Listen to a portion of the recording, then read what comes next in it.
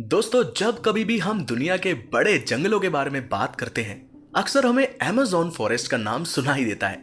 लेकिन आपको यह जान के हैरानी होगी, उससे भी बड़ा एक जंगल है जो दुनिया के 17% लैंड एरिया को कवर करता है।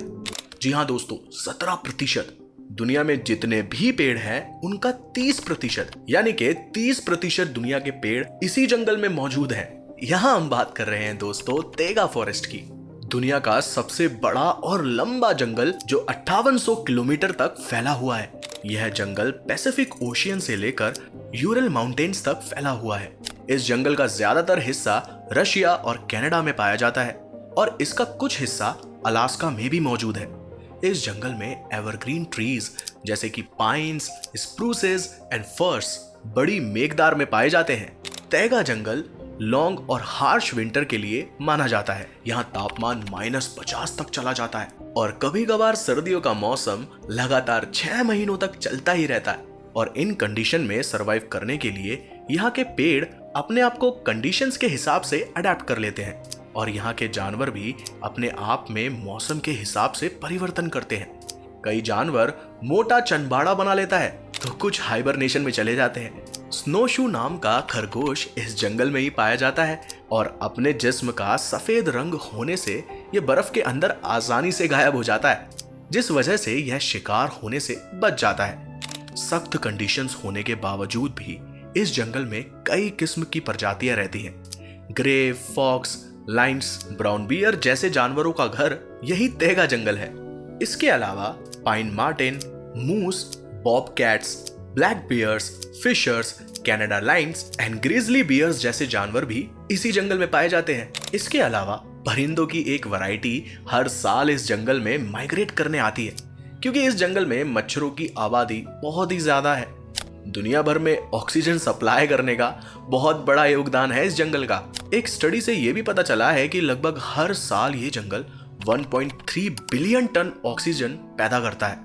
आपको ये जानकर हैरानी होगी कि इस जंगल का एक पेड़ अपनी 100 साल तक की उम्र में इतनी ऑक्सीजन पैदा कर सकता है जितना एक इंसान 20 साल तक सांस ले सकता है। इसके अलावा ये जंगल दुनिया की सबसे बड़ी कैट स्पीशीज साइबेरियन टाइगर का भी घर है। इस स्पीशीज ने अपने ऊपर फर और फैट की एक लेयर चढ़ा रखी है, अपने आप को इस जंगल में सरवाइव करने के लायक बनाए रखने के लिए। कठोर परिस्थितियों के बावजूद भी इस जंगल में बेरीज की कुछ खास स्पीशीज भी उगती है, जैसे कि क्लाउड बेरीज, लिंगो बेरीज, क्रो बेरीज, और यह बेरीज इस जंगल में रहने वालों के लिए खाना बन जाता है। इस जंगल के अंदर कई झील और दलदल मौजूद हैं, खासकर उन जगहों पर जहां पर जमीन जमी हुई होती है, और इस जमी हुई जमीन को हम परमाफ्रॉस्ट कहते हैं। ये झील और दलदल भी कई स्पीशीज का घर है और यह हमारे इकोसिस्टम के लिए भी जरूरी होता है। और दुनिया भर के क्लाइमेट को रेगुलेट करने में तैगा जंगल का बहुत बड़ा योगदान है। यह जंगल बहुत सारा कार्बन डाइऑक्साइड अपने अंदर समा लेता है और एनवायरनमेंट को पॉल्यूशन से काफी हद तक बचा लेता है। अब आप सोच रहे होंगे कि क्या हम इंसान इस जंगल में रह सकते हैं? तो आपको बता दें कि इस जंगल में रहना इंसानों की बस की बात नहीं है।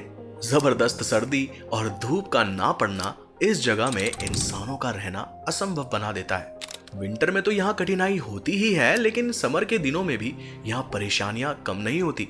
समर में भी कभी इस जंगल में लगभग 20 घंटों तक लगातार धूप रहती है और इस फिनोमिना को मिडनाइट सन कहा जाता है। लेकिन इसी मौसम में बाहर के बहुत सारे परिंदों की प्रजातियां जैसे साइबेरियन थ्रश और रेड थ्रोटेड पिपेट नाम के परिंदे लंबा सफर तय करके इस जंगल में आते हैं और यहाँ की इंसेक्ट पॉपुलेशन में अपना गिंजा ढूंढ देते हैं। अभी भी त्याग जंगल के कुछ ऐसे भाग हैं जहाँ अभी भी इंसानों की नजर नहीं पड़ी है और इन जगहों पर बायोडाइवर्सिटी और जियोलॉजिकल हिस्ट्री के बारे में कई रहस्य छुपे हो सकते हैं।